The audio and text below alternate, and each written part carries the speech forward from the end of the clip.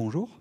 Du coup, j'invite à se joindre à nous en tribune les intervenants qui nous font le plaisir d'être là aujourd'hui pour nous livrer des analyses et nous aider à prendre un peu de recul. Alors, j'invite d'abord Yannick Blanc, haut commissaire à l'engagement et par ailleurs président de la FONDAC.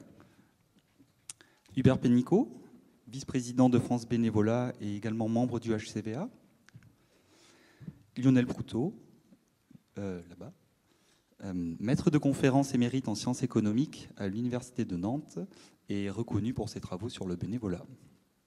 Et Renaud Drouy, coprésident du RNMA, également directeur de l'AGLCA à Bourg-en-Bresse et qui a suivi au sein du réseau le cheminement dans cette dernière année qui nous a amenés à ces rencontres. Alors messieurs, j'ai préparé plusieurs questions que je vais vous poser et sur lesquelles je vous laisserai rebondir. Alors je ne cache pas qu'on a eu quelques temps d'échange en amont qui m'aident un petit peu pour savoir quelles questions je vais essayer d'adresser plus particulièrement à certains d'entre vous.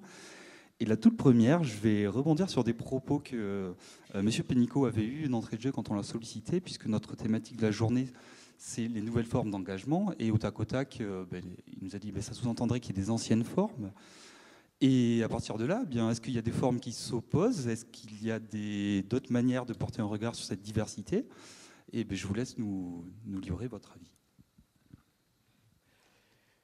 Voilà, pour entrer en matière, c'est intéressant de prendre le titre qui nous rassemble. Et c'est vrai que j'évoquais le fait que l'idée qu'il y ait des nouvelles formes pouvait laisser entendre qu'au-delà qu'il y ait des anciennes, qu'il y ait même des vieilles formes d'engagement, et donc une certaine opposition. Or, ces nouvelles formes, qui bien souvent étaient des formes déjà existantes, qui sont en train de fortement se développer, je pense à la façon dont beaucoup de personnes sont attirées par un engagement un petit peu ponctuel. Ça existe depuis la nuit des temps. Aujourd'hui, ça se développe beaucoup pour mille raisons. C'est un peu plus formalisé. Voilà, donc ces nouvelles formes, il ne faut pas qu'elles nous fassent oublier qu'il y a des formes plus anciennes qui sont très développées et qui ne sont pas écrasées et qui ne disparaissent pas par ces nouvelles formes. Du coup, le vrai enjeu de mon point de vue et ce qu'on peut observer du côté de France Bénévolat, c'est bien la question de la façon dont on va être en capacité d'animer une diversification très importante des formes d'engagement, des modes d'engagement. Alors c'est ça le mouvement important qu'on peut observer, c'est cette grande diversification des modes d'engagement, des engagements bénévoles, plus ou moins ponctuels, plus ou moins engagés, mais le développement très important du volontariat avec le service civique qui vient aussi profondément bouleverser les choses, le mécénat de compétences qui est en train de se développer assez fortement. Voilà, donc une grande diversification des modes d'engagement qu'il nous faut donc apprendre à articuler dans du collectif, mais aussi dans des parcours individuels, parce que c'est ça aussi qui est en train de... on observe notamment du côté des jeunes générations, on observe de plus en plus des très beaux parcours d'engagement, des jeunes qui découvrent l'engagement à travers le volontariat et puis qui les ouvrent à d'autres formes d'engagement, notamment par le bénévolat. Beaucoup de jeunes qui découvrent le monde associatif à travers des stages et c'est un espace important de rencontre et qui du coup rentrent dans des logiques d'engagement, deviennent bénévoles dans la suite. Donc il y a très certainement cette question-là des parcours individuels d'engagement qui sont réinterrogés à travers l'émergence de ces nouvelles formes d'engagement. Voilà, quelques éléments pour ouvrir que je voulais évoquer. Et merci. Du coup, je vais poser la question à Renaud Drouy, puisqu'en tant que structure d'appui, les maisons des associations et d'autres acteurs sur les territoires doivent travailler avec les assos pour trouver les articulations entre toutes les formes que vous venez de citer. Et voilà, et ça vous renvoie un certain nombre de questions aussi autour de ça. Renaud, je t'invite à nous les livrer. Oui, c'est vrai que ça renvoie, nous, dans nos pratiques, beaucoup d'interrogations. Ça renvoie des interrogations... on est interpellé dans notre quotidien. C'est un peu ce que je disais dans mon propos d'accueil. dans notre quotidien, déjà parce qu'on est sur des constats d'évolution, en tout cas de ces engagements, où on est interpellé par, aujourd'hui, nous, en tant que maison des associations, mais aussi par, on va dire, des groupes, hein, des collectifs qui, eux, ne sont pas organisés en associations, mais aussi des citoyens, des individuels, hein, voilà, qui veulent s'engager, mais de quelle façon, comment, sur quel projet. Donc, quelque part, effectivement, ces différentes formes d'engagement nous demandent une réflexion sur notre projet. Sommes-nous là pour accompagner des associations ou alors également des collectifs, hein, qui vont peut-être s'organiser ensuite en association, mais en tout cas des groupes, hein, de personnes, de citoyens, des habitants. Et ça demande, donc ça veut dire un changement de public pour nous, c'est très important. Et puis également, on le sent bien, j'ai utilisé le terme d'accompagnement, c'est également sur notre posture, hein, d'accompagnement et sur le parcours d'accompagnement qu'on va pouvoir avoir. On avait on a développé des outils aujourd'hui au service des associations. Comment ces nouveaux engagés, j'allais dire, on n'a pas donné encore de définition finalement de ces termes-là et de la différence entre ces termes-là, mais comment effectivement ces nouveaux engagés, nous allons pouvoir adapter aussi nos maisons des associations, ces espaces en fait de rencontres avec les outils que l'on a aujourd'hui. Voilà en termes de témoignages. Merci Renaud. Et alors, sur cette question, on a également des éléments intéressants à attendre de la part de Lionel Proutot. Alors, comme je le disais en introduction, chercheur reconnu sur la question du bénévolat, Lionel Proutot aurait énormément de choses à nous dire. Aujourd'hui, moi j'ai déjà la frustration, puisque j'ai quelques échanges avec lui en amont, qu'on ne pourra pas entendre toutes les choses qu'il a à nous dire, mais je vous invite quand même du coup, à nous livrer une analyse ou nous donner un regard sur les mutations en cours sur lesquelles vous avez aussi de l'actualité, vous travaillez dessus. Oui, alors, en ce qui concerne les évolutions de l'engagement, une première remarque, tout d'abord, c'est que ce n'est pas un thème nouveau. Je lisais récemment des articles des années 70 qui soulignent les évolutions de l'engagement. Bon, l'engagement, à supposer qu'on sache exactement ce que c'est, mais ça, je ne veux pas anticiper sur des questions ultérieures, l'engagement, c'est quelque chose qui, évidemment, évolue parce que nos sociétés évoluent. Donc, qu'il n'y ait pas de malentendu, je ne nie point qu'il y ait évolution de l'engagement. On connaît des thèses qui ont été exposées par des chercheurs comme Jacques Yon, comme Martine Barthélémy, sans lesquels l'engagement serait plus pragmatique aujourd'hui, plus soucieux de la réalisation d'objectifs tangibles, moins affiliés idéologiquement, plus discontinus. Ces thèses sont très sérieuses et donc il faut les prendre comme telles, au sérieux. Ce sont des pistes stimulantes de réflexion, mais je voudrais néanmoins faire quelques remarques pour resituer un peu la réflexion dans le long terme. Première remarque, il faut éviter de mythifier l'engagement passé. C'est une première. On tend à présenter l'engagement passé comme un engagement fait de sacrifices au profit de causes et complètement désintéressé. Permettez-moi d'être très vigilant sur cette question. Deuxième chose, attention aussi à distinguer dans ce qui change entre la réalité, est-ce la réalité qui change? Elle change certainement, je l'ai dit, mais aussi le regard que l'on porte sur elle change aussi. Les lunettes avec lesquelles on voit la réalité ne sont pas nécessairement les mêmes, y compris pour les chercheurs et aussi pour les acteurs. Dans le monde de la recherche en sciences sociales, par exemple, ce qu'on appelle, jargonner un peu, un paradigme, c'est-à-dire une façon d'appréhender les choses, eh bien, ces paradigmes, ils changent. Par exemple, il y a 50-60 ans, on étudiait peu l'engagement du point de vue de l'individu, du point de vue de ce que ça pouvait lui apporter, des rétributions de l'engagement, autant de choses qui sont devenues beaucoup plus importantes comme objet de recherche dans la science sociale aujourd'hui. Troisième remarque, on ne dispose d'aucune donnée rétrospective permettant de valider véritablement ces réflexions. Je ne veux pas dire par là que ces réflexions, ces thèses que j'ai rappelées en introduction ne sont pas valides, mais on ne dispose pas de données empiriques, chronologiques, permettant d'y voir beaucoup plus clair. Alors, bon, en fait, je pense que ça reste évidemment à documenter, à étudier. Il y a effectivement une grande diversité des formes d'engagement, avec deux figures polaires. L'engagement dans la continuité, avec une forte adhésion à l'association, cet engagement que l'on appelle parfois l'engagement ancien, le modèle entier d'engagement, il continue à exister chez un certain nombre de bénévoles, comme vous le disiez.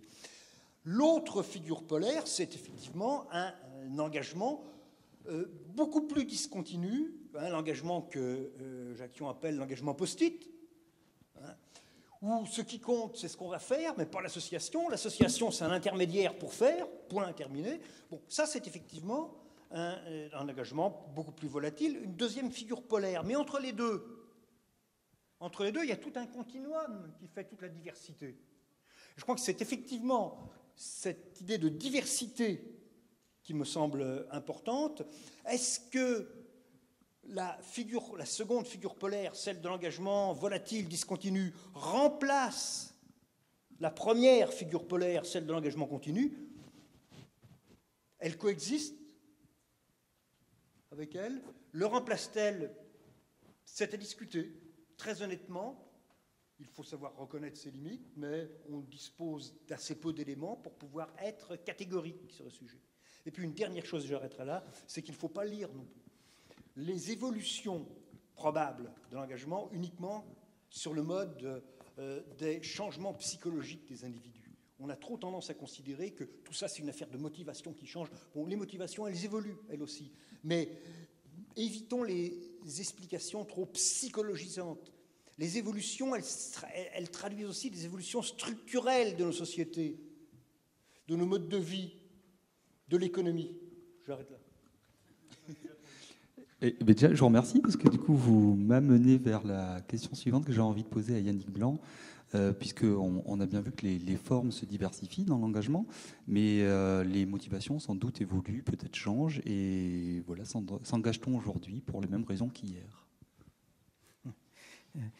On peut essayer de partir d'un constat qui est que l'interrogation sur l'engagement, l'invocation de l'engagement, le désir d'engagement se manifeste aujourd'hui simultanément dans le monde du bénévolat et des associations, ce qui n'est pas nouveau, Lionel vient de le rappeler très justement, dans le monde de l'entreprise et dans l'univers des pouvoirs publics. Le vrai changement est là.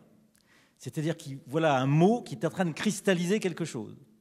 Est-ce qu'on peut essayer de définir ce quelque chose qui se cristallise dans ce mot engagement?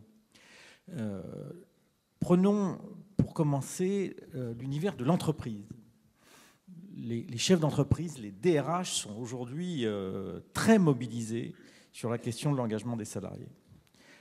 Il y a un constat majeur qui est fait dans le monde de l'entreprise à travers des enquêtes, à travers lorsque les DRH se réunissent dans leurs associations en congrès, ils discutent beaucoup de ça. Les modes de management développés depuis une trentaine d'années dans l'entreprise ont provoqué progressivement un dégagement des salariés, une indifférence des salariés à la vie de l'entreprise.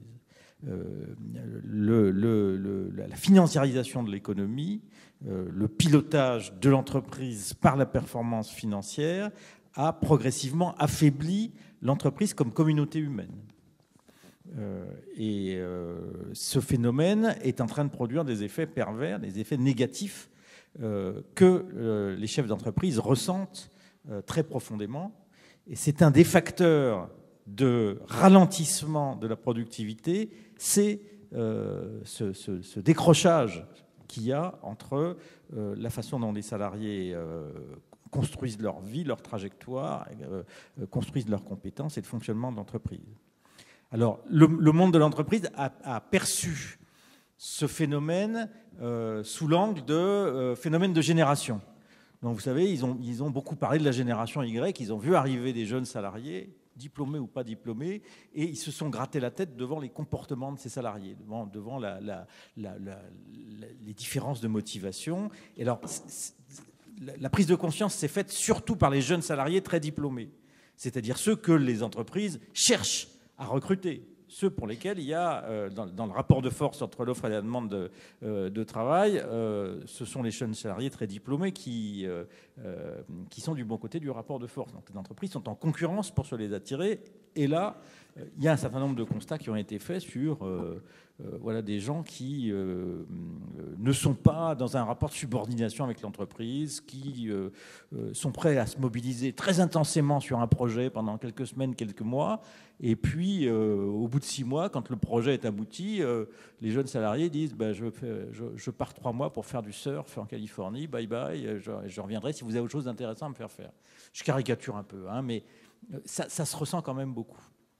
Mais ça, c'était vraiment le petit bout de la lorgnette. C'est-à-dire que derrière ce phénomène-là, perceptible parce que les conditions de la concurrence entre offreurs et demandeurs de travail n'étaient pas la même sur cette population, c'est sur l'ensemble des salariés que la question se pose.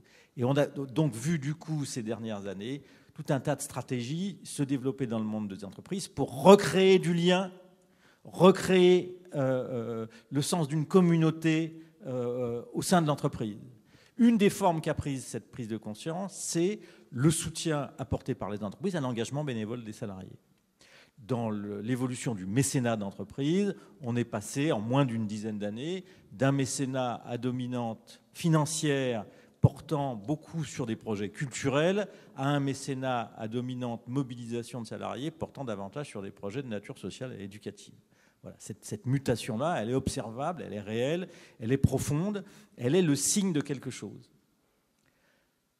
Au même moment, mais là, ça s'est produit sur une période beaucoup plus courte, les pouvoirs publics, le politique, a fait émerger une politique publique de l'engagement, dont je suis, si vous me permettez cette immodestie, une sorte d'incarnation, puisque il y a un peu plus d'un an, le gouvernement a créé la fonction de haut commissaire à l'engagement civique. Le fait déclencheur, c'est 2015, c'est l'attentat de Charlie et l'hypercacher, c'est la mobilisation populaire du 11 janvier 2015, et c'est la prise de conscience brutale par le politique que les outils, les leviers traditionnels de l'action publique pour faire face à la menace terroriste, pour faire face au phénomène de fragmentation de la société qui devenait visible et qui devenait très angoissant, les leviers traditionnels de l'action publique apparaissent très faibles. On peut faire la guerre aux terroristes, on peut faire l'état d'urgence, on peut recruter dans les services de renseignement, on peut espionner les communications électroniques, etc. Mais ça n'empêche pas, on sent bien que ces outils-là ne peuvent rien contre la fragmentation de la société. Et à ce moment-là, donc le gouvernement, le président de la République et le gouvernement disent mais le 11 janvier, ils prennent brutalement et massivement confiance que l'engagement des citoyens est quelque chose d'essentiel. Et on retrouve à ce moment-là, on retrouve quelque chose comme ce que la Révolution française avait appelé la levée en masse. Mais évidemment, la levée en masse, il ne s'agit pas de donner un fusil et une baïonnette aux citoyens, de les envoyer à Valmy. Le front a changé de nature, il a changé de lieu, il est à la fois mondialisé, il est au cœur de la société, il est dans les familles. Quand on a commencé dans les préfectures à travailler sur les phénomènes de radicalisation, on s'est aperçu que l'immense majorité des individus radicalisés étaient des individus qui étaient par ailleurs à la dérive dans leur vie familiale, dans leur vie de formation, dans leur vie professionnelle, etc. Donc tout ça arrive en même temps. Et à ce moment-là, donc le politique se dit, mais pour retisser le lien, j'ai besoin de développer des nouvelles formes de relations entre les citoyens et la nation, la société, etc. Donc c'est simultanément qu'on assiste à la transformation des formes de l'engagement bénévole dans le monde associatif. À la Fonda, on observe ça depuis à la Fonda et à France Bénévolat, parce que j'ai aussi été engagé à France Bénévolat. Ça fait maintenant bientôt 15 ans qu'on observe ces choses-là, dans l'entreprise en même temps, et maintenant dans la citoyenneté. Ce que je peux dire pour conclure, c'est que l'expérience que nous avons maintenant sur 7 ans du service civique commence à donner des lumières très intéressantes sur ce que peut devenir ce moteur de l'engagement. Le service civique a été conçu pour permettre aux jeunes d'avoir une expérience d'engagement au profit de l'intérêt général, au profit de la société. Et le service civique en France, comme dans les autres pays d'Europe qui le pratiquent, c'est-à-dire essentiellement l'Allemagne et l'Italie, a émergé comme idée lorsqu'on a tiré les conséquences de la suppression du service militaire obligatoire. On a éprouvé ce besoin du moment où les jeunes donnent quelque chose à la nation, à la communauté nationale, à la collectivité. Et donc l'adjectif civique veut bien dire ça. L'expérience qu'on a maintenant, le recul qu'on a maintenant sur 200 000 jeunes qui ont fait un service civique, montre que ça a une dimension beaucoup plus riche que ça. C'est-à-dire qu'il y a chez les jeunes volontaires, et ils l'expriment quand on leur pose la question, un désir d'engagement qui s'exprime de manière très simple. Je veux être utile et me sentir utile à la société. Je n'ai pas inventé cette formule. Elle est venue d'un travail de groupe que j'ai fait avec des jeunes volontaires au mois d'août dernier. On a fait du brainstorming collectif et je leur ai dit, définissez-moi l'engagement, dites-moi ce que c'est. Ils ont bossé toute une matinée et à la fin de la matinée, ils sont arrivés en disant, c'est ça. On veut être utile et se sentir utile. Dans cette formule, il y a toute la richesse de l'engagement, c'est-à-dire sa dimension objective, avoir sa place dans la société, faire quelque chose, être dans l'action. Et ça, dans le bénévolat associatif, c'est ce que Hubert disait tout à l'heure, les gens s'engagent avec un objectif visible, des résultats visibles. Et se sentir utile, c'est-à-dire construire la place que l'individu occupe dans la société. La place que l'individu occupe dans la société ne lui est plus octroyée par les structures institutionnelles. On est en train de sortir d'une société à statut et on entre dans une société à parcours. Accompagner les parcours, c'est du mot que les gens qui travaillent dans le monde éducatif et social connaissent par cœur. C'est des mots de leur quotidien. On accompagne des gens dans un parcours. Mais ça, c'est une transformation du lien social. C'est une transformation profonde de la société. Et le résultat de tout ça, c'est que le service civique qui était fait pour que les jeunes fassent leur devoir envers la société est en train de devenir en même temps un moment où la société remplit aussi un devoir à l'égard du jeune. Les jeunes font du service civique un moment clé de leur stratégie d'orientation professionnelle. Ça n'a pas été décidé par les pouvoirs publics, c'est écrit nulle part, c'est pas dans les textes. C'est les jeunes volontaires qui en ont fait ça. Je fais un service civique parce qu'à un moment où j'ai besoin de cette expérience, de cette pratique, de cet engagement individuel pour comprendre ce que je veux être et devenir. Et donc, l'agence du service civique est devant cette ambivalence qu'il faut assumer. L'agence a consacré une énergie considérable depuis sa création à s'assurer que les missions de service civique n'étaient pas des substitutions à l'emploi ni des emplois précaires. Toute la procédure d'agrément du service civique, elle est centrée sur la garantie que la mission de service civique ne va pas se substituer à un emploi. Et en même temps, les jeunes, eux, ils le vivent comme une première expérience professionnelle. Bon, c'est pas impossible de gérer ça, il faut juste être lucide là-dessus. Et il faut comprendre qu'aujourd'hui, ce qui fait le succès du service civique, c'est que les jeunes en parlent entre eux et ils se le recommandent entre eux. Et ils se le recommandent parce qu'ils se disent, on découvre des choses, on est reconnu comme ayant une place active dans l'organisme qui nous accueille et on fait une expérience qui va nous aider à construire notre trajectoire. Je trouve que cette expérience-là est, pour reprendre le mot de Lionel, le paradigme dessine bien ce qu'est le paradigme de l'engagement. Je m'engage parce que j'ai besoin pour exister de savoir que je suis utile à la société. Et grâce à l'engagement, je construis une expérience qui va me permettre je vis une expérience qui va me permettre de me construire comme individu reconnu comme tel dans la société. Merci pour ces multiples éclairages, tant sur le monde de l'entreprise que sur les textes législatifs. C'est vrai que vous n'avez pas nommé, mais nous, on voit tourner en tant qu'acteur sur le terrain des mots comme la réserve civique, le compte engagement citoyen, le congé d'engagement. Mais c'est de ça que vous parliez. Et Monsieur Pénicaud, je me souviens également que vous avez des éléments intéressants à nous livrer sur les motivations de l'engagement suite à nombreux travaux que vous menez avec France Bénévolat. Et voilà, je vous laisse nous en dire plus. Oui, sur les questions des motivations qu'on peut observer.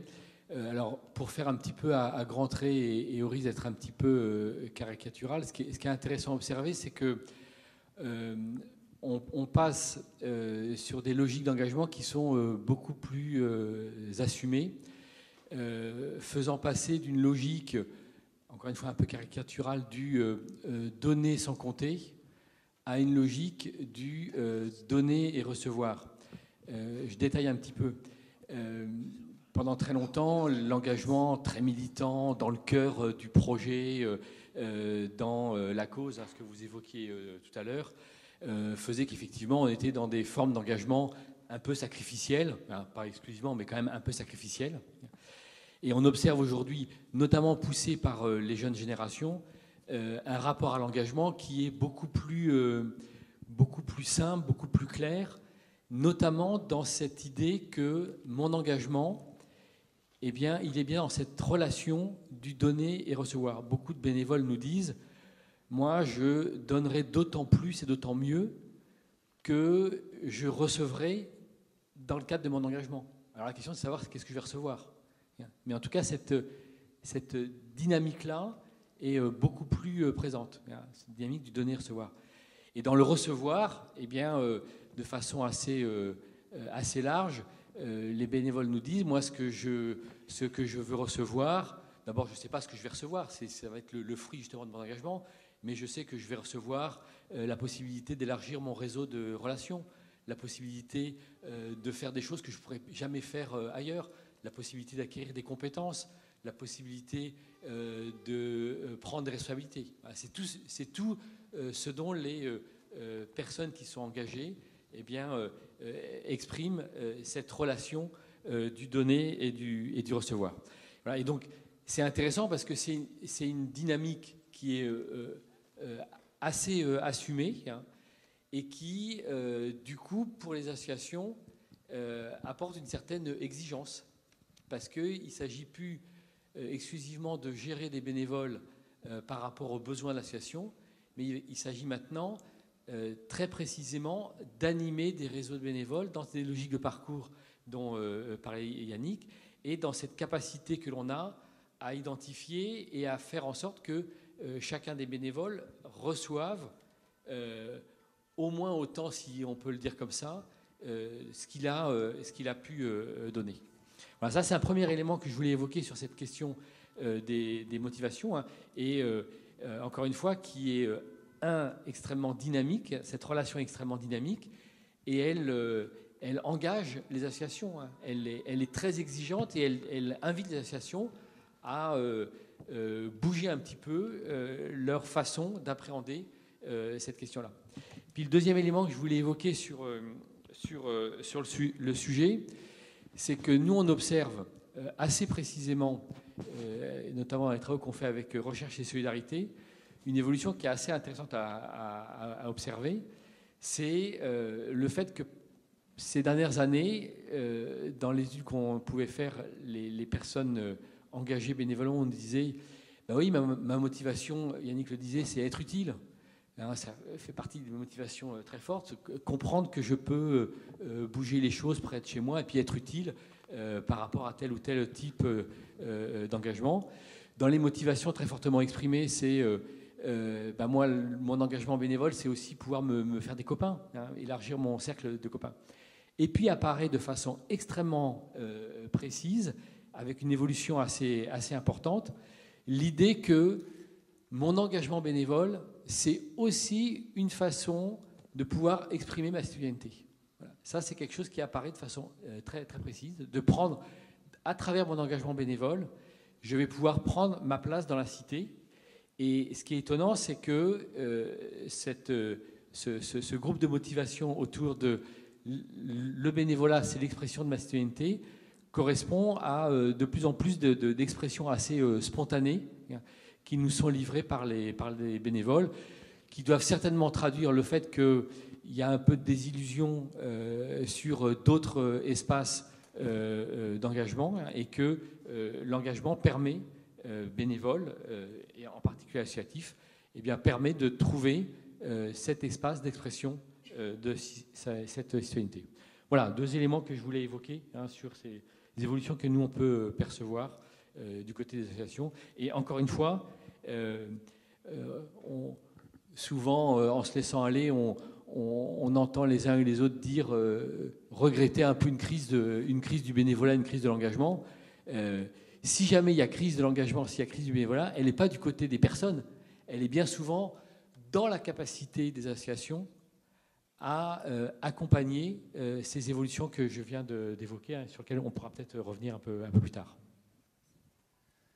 Et en effet, on va en parler. Et je voulais tout de même laisser la parole sur la même question des motivations à Lionel Fouteau, qui a également des éléments à nous partager. Oui, alors, au risque de jouer un peu le poil à gratter, mais c'est aussi, je suppose, l'objectif de votre initiative, moi, je pense que l'engagement bénévole, c'est toujours inscrit dans le registre du donner et du recevoir.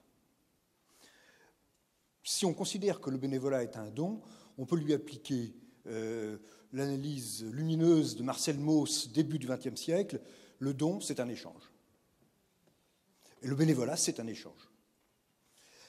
Ce qui a changé, c'est probablement qu'on assume aujourd'hui pleinement le caractère d'échange. Alors qu'il y a quelques décennies, on avait tendance à idéaliser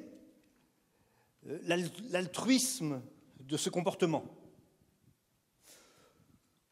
Aujourd'hui, on tend effectivement à reconnaître plus facilement ce côté ambivalent, à la fois d'intérêt pour la chose publique, d'altruisme qui est réel, mais aussi d'intérêt personnel. L'opposition égoïsme-altruisme est une opposition qui est très peu heuristique, enfin qui est très peu, en fait, très peu prometteuse en termes de compréhension des comportements. Il y a les travaux qui ont pu être menés sur les motivations des bénévoles soulèvent des tas de problèmes. Peut-on connaître véritablement les motivations ou peut-on connaître les vraies motivations? Je n'entre pas dans cette question qui nous amènerait beaucoup trop loin. Mais lorsqu'on leur demande aux bénévoles les raisons qu'ils ont eues de s'engager, eh bien, il y a 2 choses qui apparaissent. C'est que dans l'écrasante majorité des cas, l'enquête INSEE 2002, c'est dans plus de 80% des cas, il y a plusieurs raisons, il n'y en a pas qu'une. Et 2, c'est la grande diversité de ces raisons. Mais dans cette diversité, il y en a une qui revient fréquemment, qui est citée fréquemment, très fréquemment. C'est le souci de sociabilité, la recherche de sociabilité, le souci de rencontrer les autres. Alors, vous en parliez à l'instant, est-ce que c'est nouveau, ça? Quand on lit rétrospectivement l'histoire de ces 2 derniers siècles des associations en France, on s'aperçoit que c'est une constante. L'association, l'adhésion à une association a toujours été guidée par cette recherche de sociabilité. Prenons par exemple les historiens des associations de la fin du XVIIIe, l'Ancien Régime, ou bien du XIXe siècle, comme Maurice Agulon. Il inscrit l'histoire des associations dans l'histoire de la sociabilité. donc de la recherche de liens. Les confréries religieuses, qui sont les ancêtres des associations sous l'Ancien Régime, ces confréries d'obédience religieuse, c'était aussi des instances de sociabilité qui n'hésitaient pas à organiser des banquets. C'est ce qui faisait d'ailleurs, malgré leur obédience religieuse, c'est ce qui les faisait mal voir par l'Église à l'époque. Cette recherche de sociabilité, elle n'est pas nouvelle. Et là, elle est importante à souligner parce qu'il n'est pas évident qu'un certain nombre d'associations aient quelque peu oublié cette dimension de sociabilité dans l'adhésion aux associations et dans le bénévolat. Et je rebondis sur le propos de Yannick Blanc en ce qui concerne les entreprises. On pourrait, les entreprises privées, on pourrait, alors, mutatis mutandis, comme on dit, c'est-à-dire en l'adoptant à la spécificité de la situation, mais on pourrait aussi appliquer le propos aux associations. C'est-à-dire que ce que les associations perçoivent comme des évolutions de l'engagement ou des motifs de l'engagement, ça peut être aussi un effet de l'évolution des attentes des associations à l'égard des bénévoles. Et je veux parler en particulier des associations qui réalisent des activités économiques, qui ont connu depuis maintenant quelques décennies un mouvement de professionnalisation qui ne se traduit pas seulement par la salarisation de leur main-d'œuvre, mais aussi par des exigences nouvelles à l'égard des bénévoles. Les bénévoles peuvent être, dans un certain nombre de cas, considérés avant tout comme de la main-d'œuvre. Pas de la main-d'œuvre complètement gratuite d'ailleurs, parce que le bénévolat, ça induit des dépenses au niveau de l'association, mais comme de la main-d'œuvre. Or, le bénévole, s'il se reconnaît comme un apport de main-d'œuvre, n'entend pas être limité à ce rôle. Est-ce que, dans ce cas-là, la perte de la dimension de l'engagement ne procède pas de l'attitude des associations, autant sinon plus que de l'évolution psychologique des dispositions de l'individu? C'est une question qui mérite d'être posée. Ça me donne envie de vous entendre encore longtemps. Mais, non, mais c'est très bien. C'est là qu'on voit l'intérêt de la complémentarité des profils dans cette tribune pour nous relancer en permanence. Vous avez aussi touché du doigt dans l'histoire les confréries religieuses, mais du coup, ça nous amène vers les autres réceptacles, puisque ce qui nous réunit là, ici sont des acteurs du champ associatif, mais l'engagement, il peut également se développer dans d'autres sphères. J'avais noté dans nos échanges préalables de l'engagement direct entre particuliers, des instances consultatives qui ne sont pas forcément associatives, mais dans le cadre de politiques publiques, et quelques autres formes. Là-dessus, Renaud, je voulais te laisser la parole, puisque même en tant que maison des associations qui, a priori, nous tournons vers les associations, on est confronté aussi à accompagner des bénévoles, des gens qui s'engagent dans des réceptacles différents. Et du coup, je t'invite à nous en toucher un petit mot. Mais je vais peut-être partir du coup sur cette idée de parcours, parce que je pense que ça s'inscrit bien dedans. C'est-à-dire que, effectivement, enfin, auparavant, il fut un temps, je ne sais pas si c'est exactement ça. Enfin, je ne crois pas que ce soit ça, j'en suis sûr. Mais c'est vrai qu'en fait, le bénévolat, et là on l'entend bien dans les propos, certains propos qui ont été donnés, s'exercer essentiellement dans les associations, dans le creuset, ça formait un vrai creuset où effectivement on aborde des questions, on disait des associations citoyennes qui forment des citoyens de demain, qui sont des futurs élus dans la mairie, pour être un peu caricatural, mais en tout cas on sentait bien que le rôle des associations et les bénévoles se retrouvaient. L'association avait une vraie fonction, a toujours une vraie fonction dans la société, mais vraiment très forte à ce niveau-là. Et qu'aujourd'hui, effectivement, avec l'apparition, on va dire, alors je vais en citer quelques-uns, mais on sent bien que les conseils citoyens reposent la question en fait de la citoyenneté et de l'engagement. Ça a tendance à créer d'autres espaces dans lesquels effectivement l'individu va pouvoir exercer sa sociabilité, la rencontre avec l'autre, l'échange avec l'autre, pas uniquement dans effectivement l'association, mais dans ces autres espaces. La loi de 2014 qui définit en fait le conseil citoyen, les conseils citoyens dans les quartiers en particulier, même s'il y en avait déjà qui existaient dans beaucoup de villes, nous a obligés, nous, en tant que maison des associations, à nous interroger sur notre rôle. Notre rôle par rapport, effectivement, notre place, notre position, par rapport à ces conseils citoyens, à savoir par rapport à la collectivité, bien sûr. Est-ce qu'effectivement, on accompagne à la mise en place des conseils citoyens dans les quartiers, mais aussi par rapport aux citoyens eux-mêmes, aux habitants, et on le voit sur certaines maisons des associations. J'ai vu notre collègue de Caen qui arrivait, David, tout à l'heure, sur la question de l'accompagnement, de la formation des habitants et de l'accompagnement des habitants et des élus, et puis de l'accompagnement en fait des habitants pour qu'à un moment donné, effectivement, ils puissent avoir une vraie place dans ces conseils citoyens, prendre la parole, s'exprimer et s'occuper réellement, et sur l'intérêt dont on parlait tout à l'heure, de la motivation à rejoindre des conseils citoyens, c'est aussi devenir de véritables acteurs de la cité, quoi. Pas uniquement de s'occuper d'un bout de trottoir ou d'une crotte de chien, mais vraiment s'occuper de la place de la petite enfance dans le quartier, mais dans le quartier avec aussi une vision globale de la ville, etc. Devenir des vrais acteurs, en fait, de vrais acteurs. Donc nous, ça nous a posé effectivement la question de comment on accompagne ces nouveaux publics, ces dispositifs institutionnels aussi, parce que du coup c'est quand même descendant. On va mettre en place des conseils citoyens, la loi de 2014 le dit, etc. Et comment on va pouvoir nous accompagner effectivement dans le cadre toujours effectivement de l'engagement citoyen sur le territoire.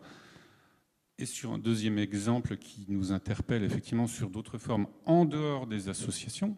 Alors on va dire que ce sont des associations de fait, mais ce sont des collectifs, les collectifs informels. Je pense à des collectifs culturels, mais on retrouve aussi dans des collectifs, j'ai en tête un collectif de migrants, qui n'est pas composé uniquement d'associations, mais aussi, là aussi, d'habitants, de citoyens engagés, qui se tournent vers nous parce que ils sont collectifs. Donc ils se tournent vers nous pour avoir un accompagnement spécifique et pour lequel on n'a pas forcément tous aujourd'hui de réponse parce que dans nos statuts aussi, mais c'est aussi à nous à faire évoluer nos statuts et nos projets, nous accompagnons des associations mais pas des collectifs. Donc voilà, et du coup ça réinterroge le fond de nos projets, savoir comment... pas uniquement comment, c'est aussi le sens que l'on donne en fait vraiment et la place que l'on va donner à en fait ces nouveaux collectifs, etc. Et puis on voit encore une forme pour aller plus loin et où on se pose des questions, c'est quand Madame Trucmuche cherche à faire en fait donner un coup de main pour emmener les enfants emmener les enfants à l'école et qu'elle dit moi j'ai 3 heures, je peux faire 3 heures de bénévolat parce que du coup on a aussi, je pense, je regarde notre collègue de Marseille parce que voilà c'est un cas concret quoi et où nous en tant que maison des associations on n'est pas du tout non plus on est interpellé par ces questions-là parce que du coup, c'est qu'est-ce qu'on fait aussi justement de cette volonté d'engager, alors qui n'est pas du coup, parce que ça interroge sur la forme, c'est pas du coup la volonté de se regrouper, parce que c'est l'essence même de la loi 1901, 2 personnes se regroupent parce qu'ils ont un projet commun. Donc c'est déjà la rencontre de 2 individus, 2 personnes. On est déjà là. Mais là où on a par contre une volonté d'une personne dans un cadre plutôt privé de donner 2 heures de son temps pour l'aide aux devoirs, pour emmener un enfant à l'école, etc. Et donc voilà quoi. Je l'ai dit en propos introductif, c'est beaucoup de questions, beaucoup d'interrogations. C'est pas parce qu'on n'a pas de certitude en tant que maison des associations. On essaye d'expérimenter, de tester des choses, de voir un petit peu, mais qui bousculent. Alors qui bousculent les maisons des associations, qui bousculent, on le sent bien, aussi les têtes de réseau. Voilà, faut pas se le cacher. France Bénévolat, Hubert est là pour en témoigner, mais je pense que voilà, ça nous interroge tous sur comment à un moment donné, effectivement, ces formes très diverses et avec un spectre très large, on accompagne ou pas. Merci Renaud. Ça nous aide bien à comprendre voilà, tout l'enjeu de ce qui se cache derrière ces réflexions, c'est comment derrière on transforme notre action au quotidien et l'impact que ça peut avoir sur les outils, les manières de faire, les services qui se développent dans la maison des associations et autres. Également, on avait soulevé d'autres cadres réceptacles de l'engagement. Monsieur Pénicaud, vous avez parlé d'engagement spontané. J'avais découvert ce terme avec vous. Je ne sais pas si vous voulez en toucher un petit mot. Et voilà, pareil, Monsieur Proutot, je sais que vous avez aussi d'autres cadres en tête. Et voilà, je vous laisse. Voilà, sur le sujet et dans le cadre de cette diversification des modes d'engagement, c'est important, et je prolonge ce que disait Renaud, de bien se rappeler que cette formidable loi de 1901, elle est sur la liberté de s'associer, et donc elle offre tous les possibles à partir du moment effectivement où on est deux et qu'on a envie de mener un but en commun. Et du coup, si je redis ça, c'est que à travers cette logique et cette liberté de s'associer, c'est de créer ce réceptacle de l'action, enfin de l'engagement et de l'action collective. Et c'est certainement une des grandes interrogations que doivent se poser les associations, c'est dans quelle mesure, à un moment donné où elles commencent à être un petit peu instituées, elles conservent un petit peu ce caractère accueillant et cette capacité à faire de la place à des personnes qui ont effectivement envie de s'impliquer sans forcément épouser au millimètre près l'ensemble du jeu institutionnel mis en place par une association qui a déjà 2, 3, 5, 6, 10, 15, 20, 80 ans d'existence. Voilà. Donc là, il y a une interrogation qui est importante, c'est comment justement on rejoint cette envie un peu spontanée de vouloir faire quelque chose avec d'autres. Dans les études que l'on fait du côté de France Bénévolat, on mesure combien beaucoup d'associations, et il faut le regarder en face, ont un problème avec cette question de l'accueil. C'est-à-dire que, dit autrement, on est bien entre nous. Et ça fonctionne bien entre nous. Alors on se rassure un tout petit peu parce que nos baromètres ces dernières années nous montrent que la capacité d'accueil qui part de très loin des associations, telle qu'elle est perçue par les bénévoles, augmente sensiblement de ci, de là, d'1 point par an. Alors on est content, mais c'est juste pour se rappeler qu'il y a un vrai défi sur cette question de l'accueil pour faire en sorte qu'on conserve à l'idée associative cette capacité, permettre à des gens effectivement de s'associer. Et alors au-delà de l'accueil, c'est une grande interrogation aussi pour les associations, qui est de savoir comment arriver dans une histoire, dans un jeu interne, institutionnel qui est souvent bien installé, comment arriver aussi à accueillir au-delà des personnes, à accueillir l'initiative. Comment faire de la place dans une association à quelqu'un qui a une bonne idée et qui a envie, cette bonne idée, de la mettre en œuvre avec d'autres et de pouvoir la partager au sein d'une association qui a déjà de l'expérience, des réseaux, etc.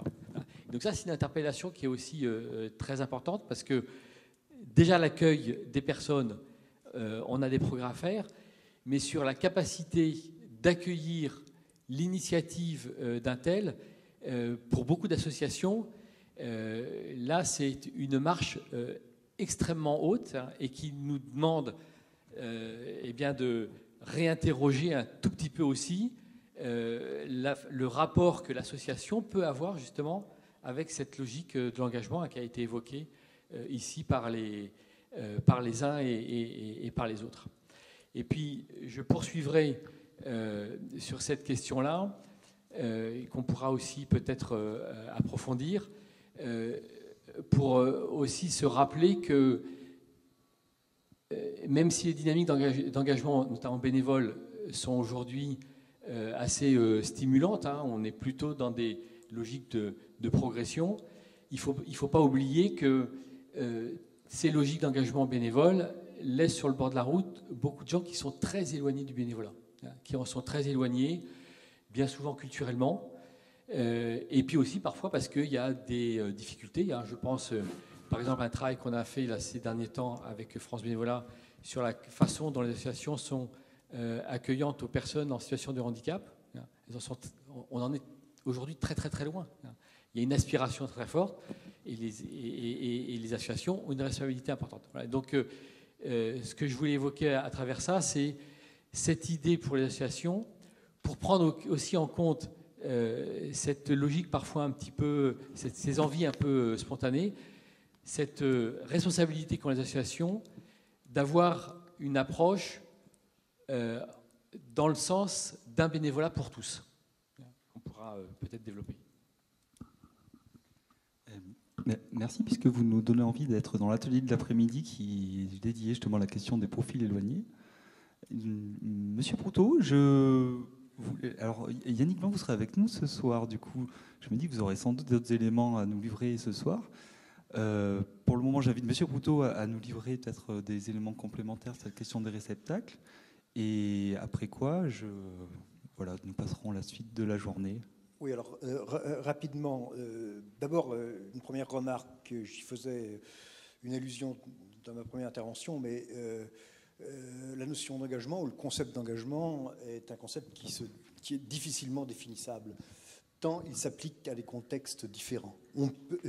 Dans la sociologie, il apparaît par exemple chez quelqu'un comme Howard Baker, un sociologue américain interactionniste, notamment à propos des trajectoires professionnelles.